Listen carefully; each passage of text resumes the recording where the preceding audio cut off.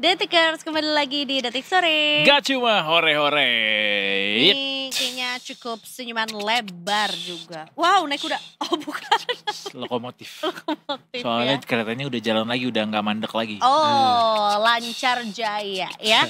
Oleh karena itu kita abis ini juga masih akan bahas ya bersama dengan Mas Haikal. Halo. Dari Mega Sekuritas. Mas Haikal, bagaimana melihat hari-hari terakhir dengan kayak banyak semringahnya ya? Iya nggak? Sebenarnya iya, tapi banyak tapinya nih sebenarnya. Banyak tapinya. Tapi Kalau dilihat sih sebenarnya IHSG sebenarnya menguat ya, tapi kayak kencang banget ISG mah berapa? entah kenapa asingnya tuh nggak ada yang masuk loh. Tetap Iya ya, masih net sell ya? terus gitu. Tapi sebenarnya banyak sih beberapa kemungkinan. Tapi mungkin kita kayak biasa, kita dari luar dulu, Bahas baru dulu dari baru ke global. domestik. Siap, dari global. Kita masih mau ngomongin Donald Trump nih. Mungkin terakhir kali ya seharusnya ya. Nah kalau Trump sih sebenarnya seharusnya udah cukup jelas ya apa yang mau dia lakukan ke depannya. Sama Indonesia udah deal 19% plus itu kemarin. Terus juga terakhir dia juga udah deal sama Filipina 19%.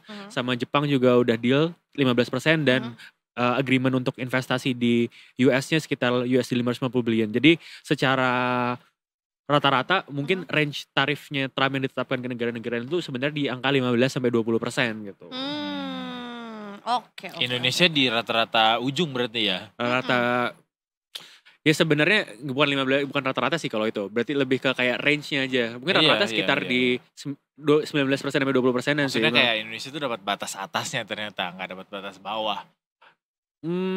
Kalau rata-rata mungkin sekitar sebenarnya lebih ke 19% komaan gitu ya. Karena kan banyak banget yang dikasih 20% flat, 20% flat. Ya kita dikasih diskon dikit lah gara-gara kita agak melunak untuk agreement lainnya, jadi diturunin 1% dong tuh Mas. Tapi dari kacamatanya Mas Haikal, kira-kira 19% itu good deal atau it could be lower?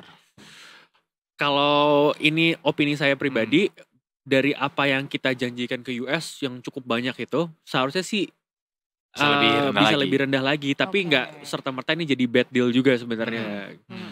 Kayak dari agreement yang udah kita sampaikan ke US kan, dengan kenaikan impor di pesawat, di agriculture, minyak, plus kita ngasih akses komoditas kita yang tadinya kita restriksi ke US itu kita buka, itu kan juga cukup costly sebenarnya. Apalagi secara kita proyeksikan, tadinya kita kan memiliki surplus perdagangan sama US. Dengan adanya agreement ini kemungkinan bakal berbalik lagi jadi defisit. Jadi kita harus untuk menjaga trade balance kita harus mencari tempat barulah untuk menjulang trade surplus lagi gitu. Selain dari US, karena dari US kayaknya udah susah sekali gitu untuk.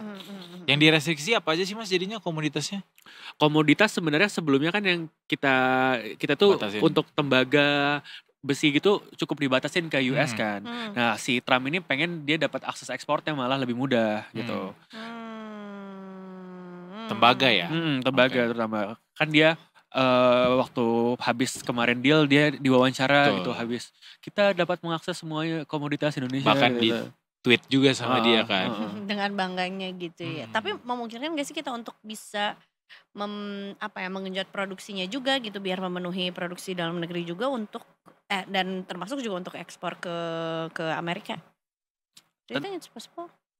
Tentu bisa gitu, tapi yang perlu diingat tadinya itu kan kayak barang-barang, sebenarnya kalau saya ngelihat karakteristik barang-barang yang diekspor Indonesia ke US tuh kan lebih ke yang ke consumer product malah. Lebih ke kayak tekstil, footwear, dan itu cenderung sifatnya itu sama harga itu cukup sensitif. Makanya 19% ini emang jadi tantangan. Kecuali ekspor kita misalnya ke negara kayak China gitu, yang base-nya rata-rata barang-barang energi, komoditas kayak batu bara yang sifatnya itu sebenarnya sama harga berpengaruh, tapi nggak berpengaruh kalau barang-barang ke consumer product, lebih berpengaruh terhadap ke industri China-nya tuh kebutuhannya berapa sih kayak gitu. Jadi emang sebenarnya agak tantangan banget sih ini. Oke, dibawa ke konteks market hari ini kan IHSG dalam minggu-minggu ini tuh strong banget gitu, berotot mulu. Rupiah juga kayak gitu. Tapi di sisi lain Itu tadi Mas Haikal bilang Iya. masih net sell. Yes. Kayaknya asing belum cukup pede gitu untuk balik lagi ke pasar modal. Apa penyebabnya Mas? Kalau di sini saya ngelihat pertama emang IHSG itu kan menguat banget ya, tapi ini tuh salah satunya efeknya dari grup konglomeratnya Pak Prayogo ini, apalagi selain dari kemarin CDIA dia IPO-nya bagus, kemarin MSCI juga mulai mengkonsiderasi perhitungan saham-saham Pak Prayogo ini tuh dimasukkan ke MSCI lagi. Kan sebelumnya IHSG sempat turun banget itu salah satu penyebabnya karena MSCI meng-exclude grup yang mereka kan.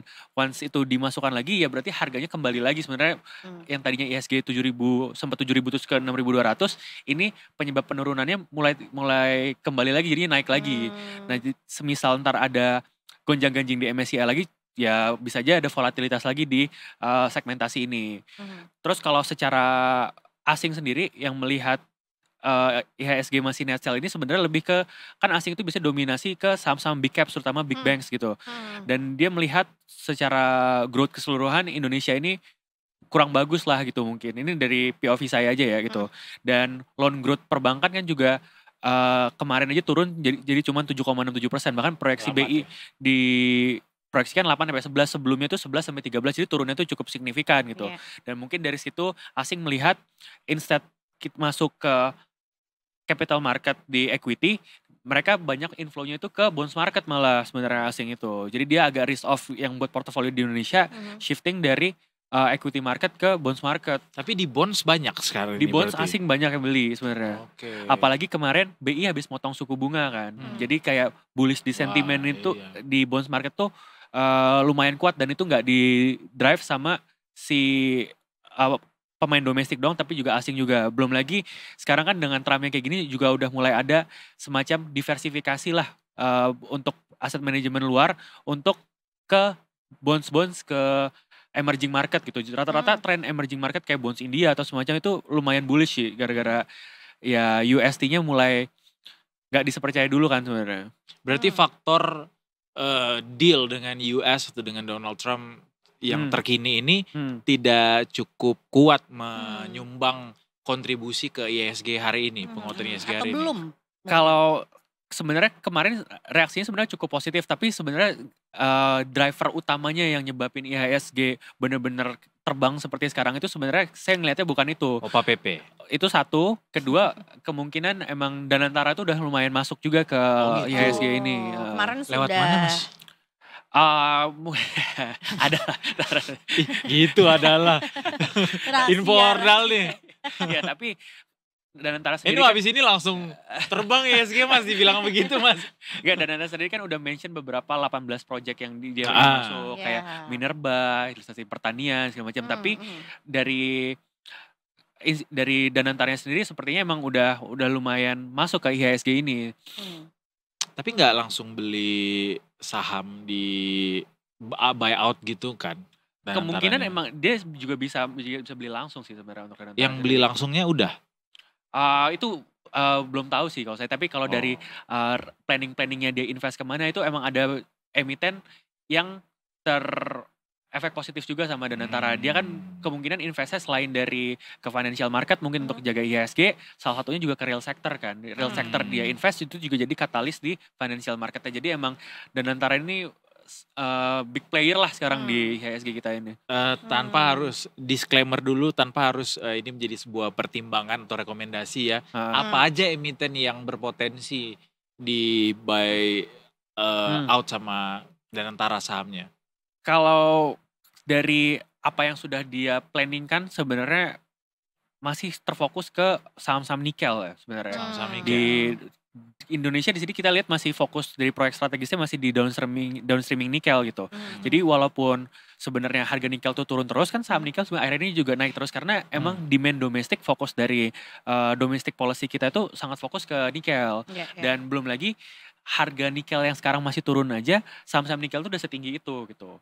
Dan kalau misalnya dia rebound sedikit ke 18.000 ya tentu emang masih potensi saham nikel tuh masih lumayan oke lah untuk dilihat gitu. Katalisnya itu dari harga nikel yang masih rendah dan potensi masih naik.